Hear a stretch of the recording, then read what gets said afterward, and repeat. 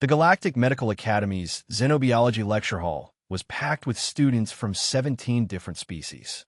Professor Quilnara, a renowned Centaurian physician, stood before the holographic display showing various species' pain response charts.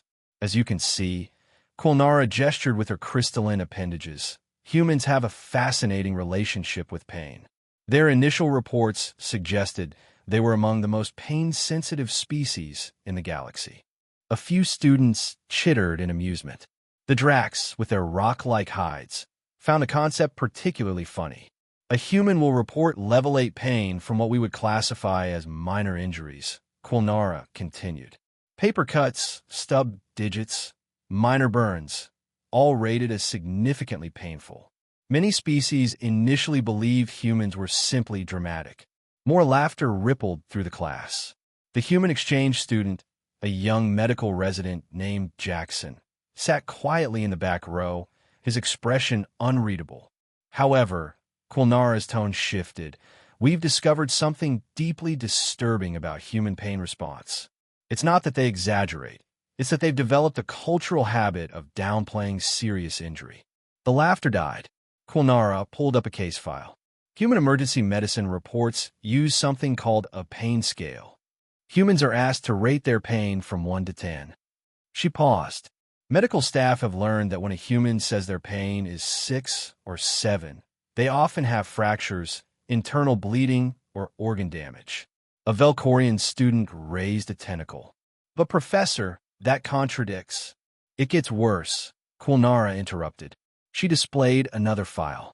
This human presented to emergency services walking on a broken ankle, rating his pain as maybe a 4. This one, another image appeared, drove herself to the hospital with appendicitis, apologizing for bothering the staff. She rated her pain as 5. The class sat in stunned silence. A human saying their pain is 8 or 9 typically means they're approaching loss of consciousness.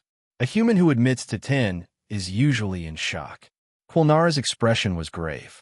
We've had to completely recalibrate how we assess human patients because their cultural conditioning makes them pathologically stoic. Jackson finally spoke up. It's not really stoicism, Professor. It's more comparison. Every sensor and eye in the room turned to him. Humans experience pain from a huge range of sources, Jackson explained. So when you ask us to rate it, we're comparing.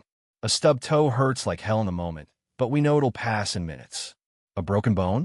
Well, we can still function, so it can't be that bad, right? He shrugged.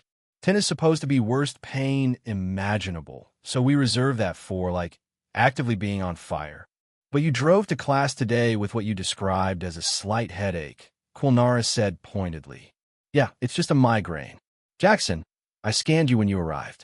Your cranial pressure indicates you're experiencing what should be debilitating pain. You should be in medical bay. Jackson blinked. I mean, I've had worse. I can still see and walk, so... He trailed off, noticing the horrified stares. What? A Drac student, who moments ago had been laughing, spoke in a hushed tone. You're functioning normally with pain that would incapacitate most species, and you rated it as slight? Well, I took some aspirin. Aspirin, Quilnara said flatly. You took a mild analgesic for what is registering as level 9 pain on your neural scans. Jackson looked uncomfortable. Look, I've got exams next week. I don't have time to...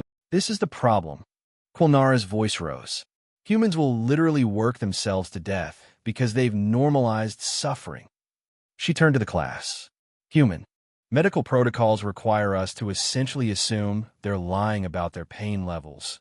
Not maliciously, but because their species has somehow survived by simply ignoring injuries that would kill others. She pulled up a historical file. Humans have documented cases of soldiers continuing to fight with fatal wounds, athletes finishing competitions with broken bones, and mothers delivering children while maintaining casual conversation. They call it adrenaline, but it's more than that. It's a species-wide agreement to simply carry on. The Velcorian student's skin had turned pale blue. That's not bravery. That's terrifying. Yes, Quilnara agreed. She looked at Jackson. Medical bay. Now, that's an order. Jackson sighed and stood, gathering his things. Fine, but I'm telling you, it's really not that bad. As he left, Quilnara addressed the stunned class.